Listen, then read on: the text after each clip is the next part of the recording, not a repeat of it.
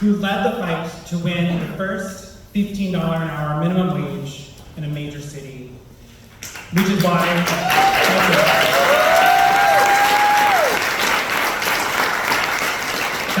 Seattle now is the highest in the nation minimum wage, also winning Amazon tax and landmark renters' rights.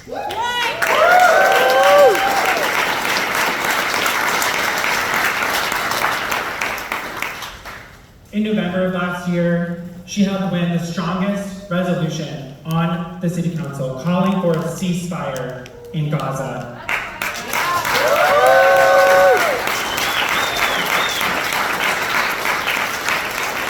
She is a founding member of Workers' Strike Back, and Kshama can tell you better than most people how viciously the Democratic Party opposes any significant progressive measure, even at the local level.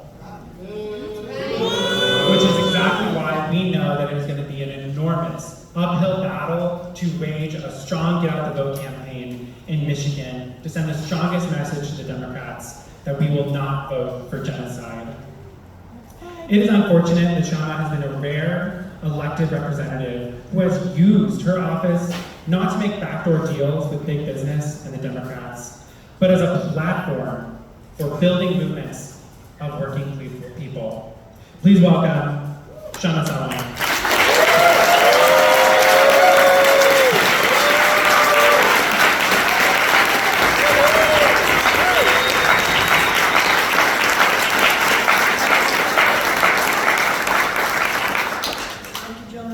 Good evening, everyone.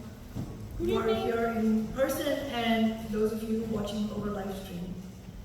Democrats have completely lost it over my recent speech in Dearborn, Michigan. I spoke there at a similar joint rally by Workers' Strike Back, Abandon Harris, and the Jill Stein campaign. I said that our slogan must be no votes for genocide, that we need to turn out every possible vote for Jill Stein, and especially where they matter the most in swing states like Michigan. I made the same point that Abandon Harris co-founder Hassan Abdul Salam and many other Muslim and Arab American leaders have made. I said that it would be historic if the Muslim community, the anti-war movement, and working people defeated a sitting vice president over her role in a genocide. That's right.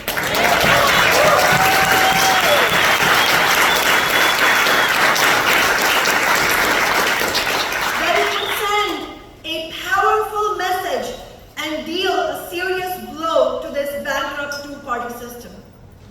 I have to thank the Democratic Party on behalf of our movement because they unintentionally helped spread our message to over 4 million people after a Democratic Party hack shared a clip of my speech on X.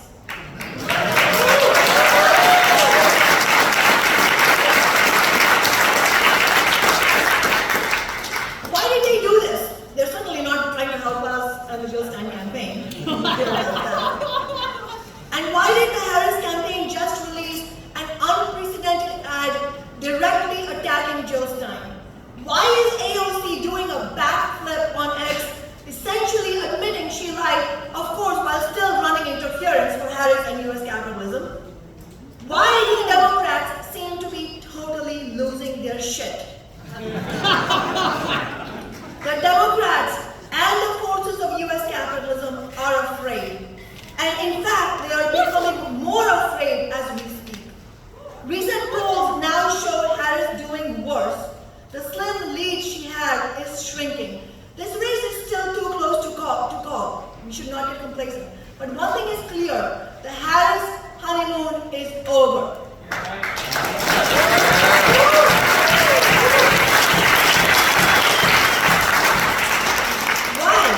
Because reality is setting in. The very obvious reality that Kamala Harris shares full responsibility for her part in the horrors in Gaza. That she is backing Israel to the hilt. That she says full responsibility for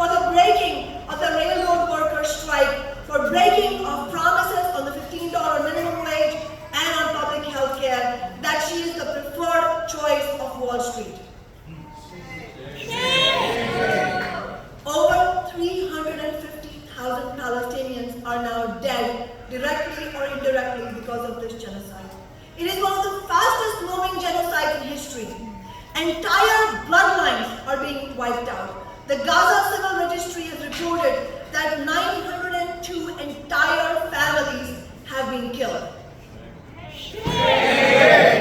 Kamala Harris deserves to lose 1,000 times over.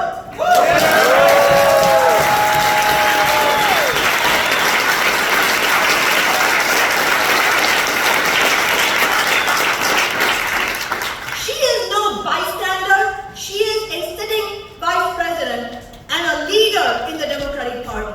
There is growing evidence that this is a full partnership in genocide, that the Democratic Party and of course US capitalism as a whole approve of it, that they share the goals of the Israelis in state's ethnic cleansing project. The recent letter from Blinken and Austin, actually just today, with their supposed 30 days notice, is only their latest attempt to fool us. Remember Blinken's statement murmuring something about ceasefire during the DNC? It's like that. It's just an attempt to fool us. They have no intention of changing their policy on Israel, as they have made abundantly clear. They are merely scared about losing the election to Trump. Does our clear opposition to Harris mean we want Trump? No. We have all heard this 1,000 times now, and this is 1,000 times untrue. As I said in Michigan, our slogan must be no votes for genocide, no votes for Harris, no votes for Trump.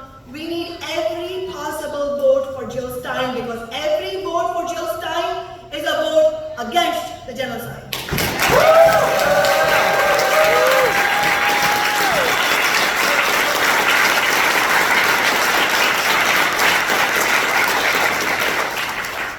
But there is, in fact, a danger of working people, including a section of the Muslim American community, and including in Michigan, moving to support Trump because of Biden and Harris's unapologetic genocidal position and betrayals of working people.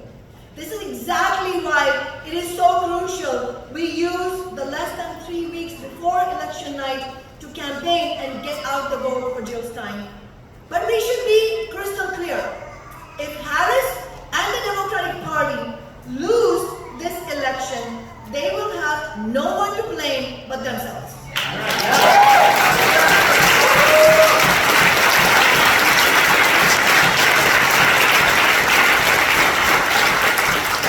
Even now, if Harris was to come out squarely against the genocide and call for an end to all military aid to Israel, if she were to come out again in support of Medicare for all instead of saying she opposes it, or the $15 minimum wage, she could do any of these things and likely win the election. But she's not going to do that. Why? Wall Street billionaires and the ruling class certainly strongly prefer Harris to Trump because she is much more pliable and controllable by them. They were euphoric when she was crowned the nominee. But just as in 2016 and 2020, when the Democrats carried out coups against Bernie Sanders, it is more important to the leadership of the Democratic Party and the powerful people in US capitalism to ruthlessly represent the interests of the capitalist class than it is to stop Trump. In other words,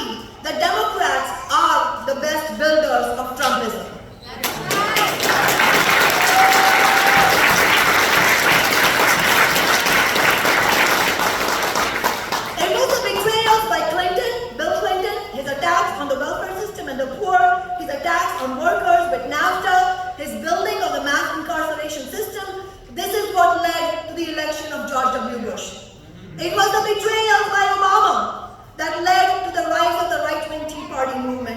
It was in particular because of Obama bailing out Wall Street instead of working people in the Great Recession.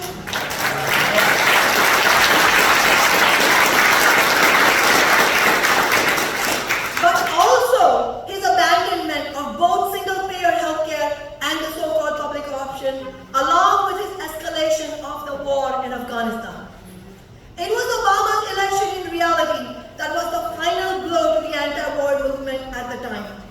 Our anti-war movement that was supported by sections of the Democratic Party when Bush was in power was told to shut the hell up when Obama was elected so as not to embarrass him.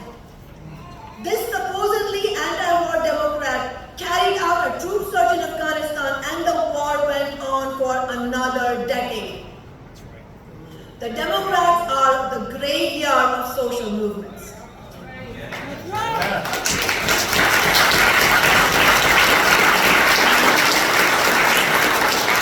And now it is the Biden-Harris administration's betrayals and support for this genocide that have made it possible for Trump, the most unpopular president in modern US history, to even have a chance of returning to the White House.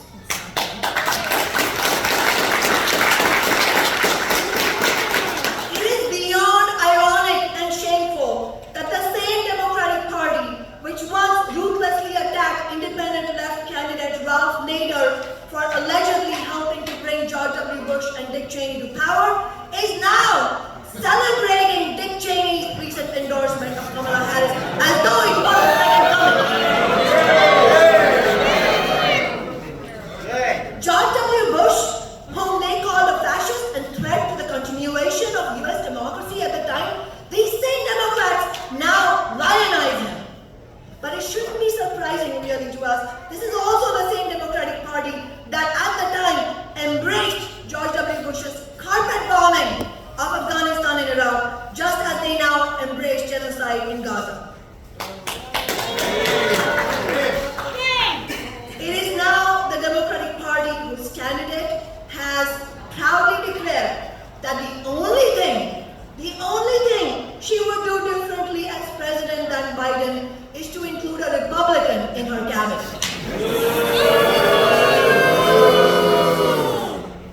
There has never been a lesser evil in reality, because both of these parties have always been warmongering anti-worker parties.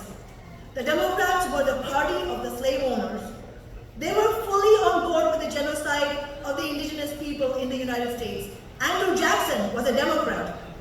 The Democrats were the party of Jim Crow. They were the party that launched the Vietnam War. Their party is covered in blood from head to toe. And not just historically, they are bathing in it right now. And the party will not change for the simple reason that this is not in any way a party of working people or the oppressed. It is a party of the capitalists. The party of US imperialism. The party that puts maximizing profits ahead of human life and even human civilization itself as they escalate the climate catastrophe and as Harris now comes out in support of fracking. The public expressions of concern and the hand-wringing by the Democratic Party are just theater. They have always been. We do not accept that the Democratic Party is left in any sense or that it represents working people. Who will actually fight against Trump if he is elected? I am going to make a prediction, and I don't think I'm going out on a limb. We will. That's right.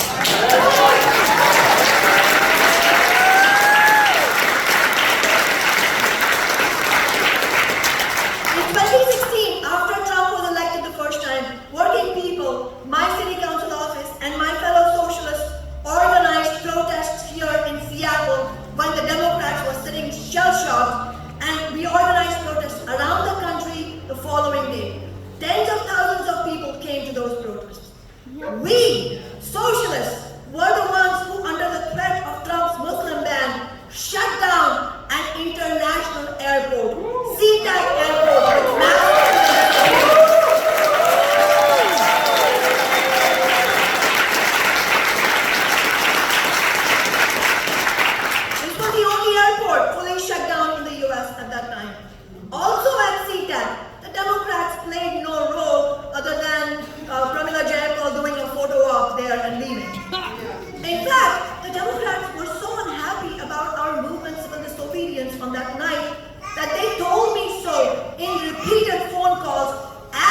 we were protesting at the airport. When the Supreme Court was preparing to overturn Roe v. Wade and the Democrats had rolled over on their backs, we, socialists and working people and union members, built protests, and our movement won the first abortion rights sanctuary in the country in Seattle.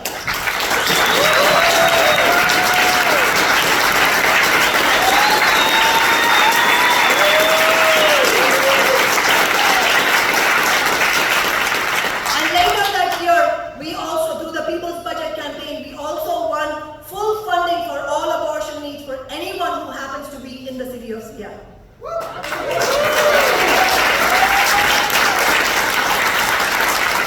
were the Democrats doing after Trump's election in 2016? Barack Obama said, give Trump a chance. The Democrats prioritized the stability of their capitalist system over any building of working class resistance to Trump. Their challenge was entirely, to the extent that it was entirely to the courts. Why? Because they are in fact more afraid of working class movements, more afraid of working people as a whole than they are of Trump. The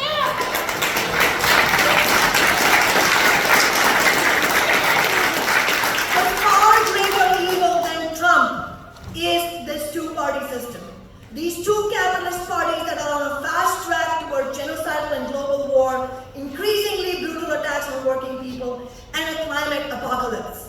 We have to end it. To do that, we have to end our support for the two-party system, and we have to fight actively in each election against the two-party system.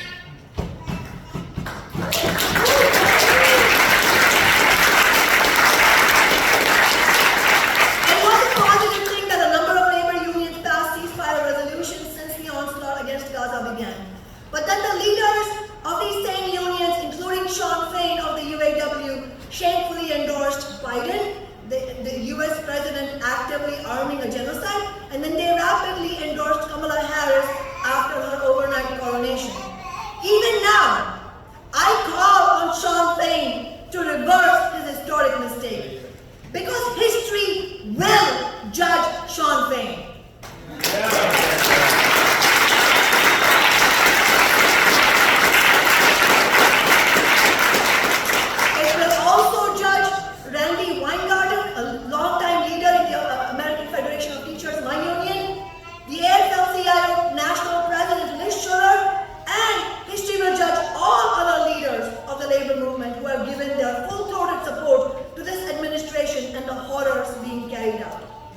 We are told we can't vote for Jill Stein because she can't win.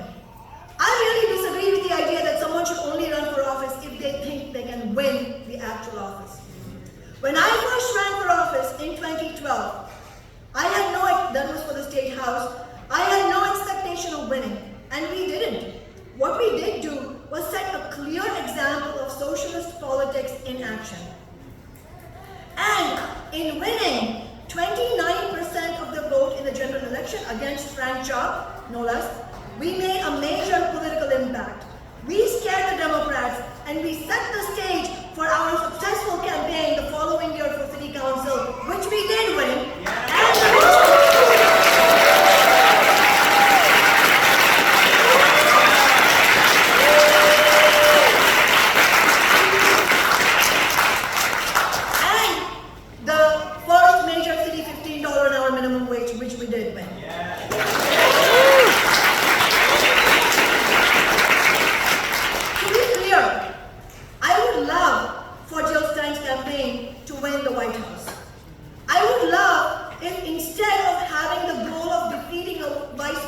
Arming a genocide, if instead we could beat both Harris and Trump. If there was a state where we could carry out a get out the vote campaign and defeat them both, I would proudly spend every hour I have and give every dime I own to do that. But I just don't believe that that is where things are at, and I think it is very important to have an honest assessment of the balance of forces between the ruling class and the working class and of the objective situation. But that does not mean we stay at home in despondency. It means exactly the opposite. It means we go out there and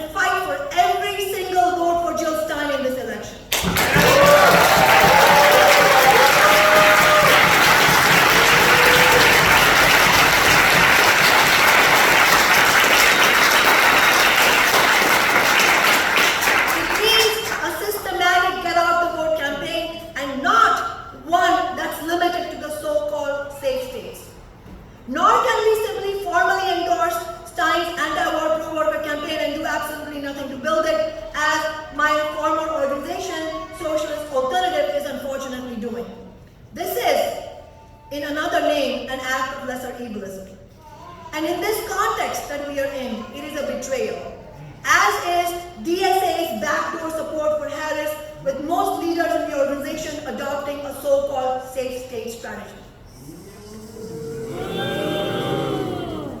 Safe for what? Safe for arming a genocide?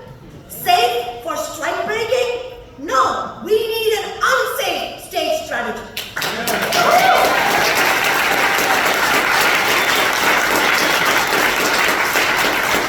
And we need to build a new party for working people, an anti-war party that makes this country unsafe for the warmongering billionaire class.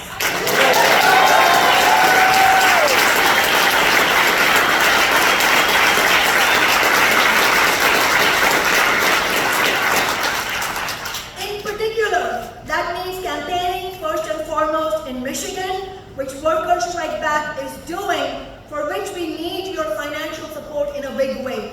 We are sending some of the most experienced campaigning activists from Seattle, from Kansas City, from Minnesota, from Boston, all who are going to sacrifice their lives for 3 weeks, set aside their jobs, their families, set aside everything and stay in Michigan and get out the vote. But they cannot do that without your support, because we need to fund their flights, their accommodation, their sustenance. Michigan, with its biggest concentration of Arab American voters in the country, is and has to be the focal point of our leverage, and we have to use it for all that we can.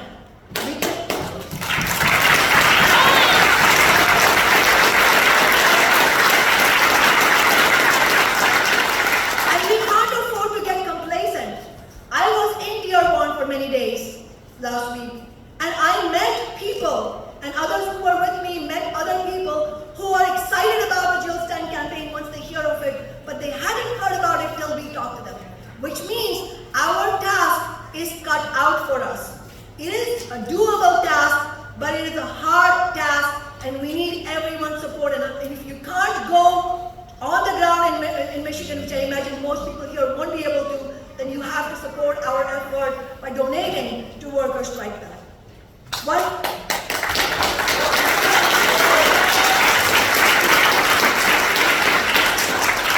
fighting to win every vote against genocide in this election, we also need to prepare ourselves for November 5th. What should we expect? I don't think we can expect the White House. And I want to be clear, I'm not saying this on behalf of the Stein campaign or the Green Party. I'm a member of Workers Strike Back. They have a different view on this campaign. There are always debates within the movement. We need frank and respectful debates and discussion inside our movements.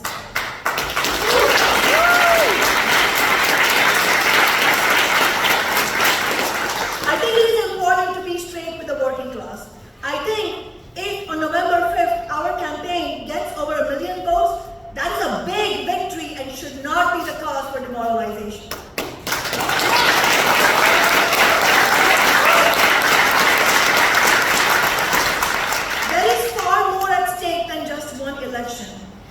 Because if the Democrats win on the basis of vowing to continue the genocide while knowing that they are risking defeat, what won't they do?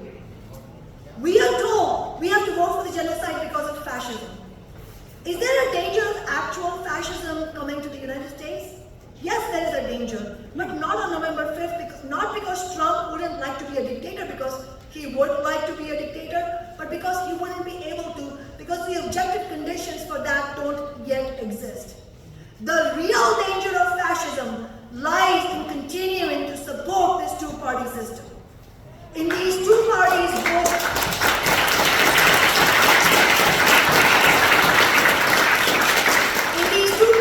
both relentlessly driving the agenda to the right in the absence of a serious challenge from the left or the labor movement. As some have said in response to the latest horror show from Gaza, the entire US system needs to be dismantled if burning children alive in a hospital and a mother and son in a refugee tent is the lesser evil.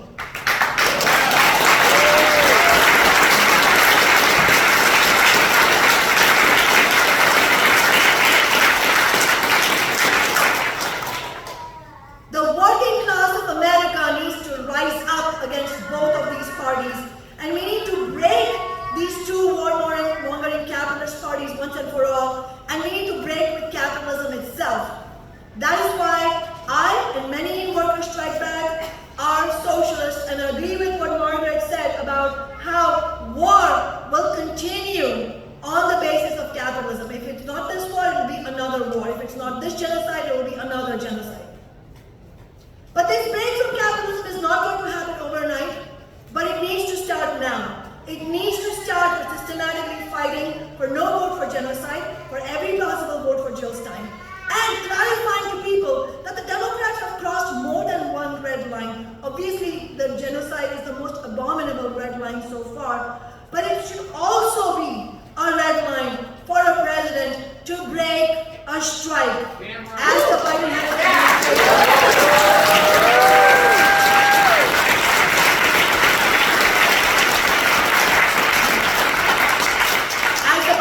administration did with the railroad workers. No strike-breaking candidate deserves working class votes.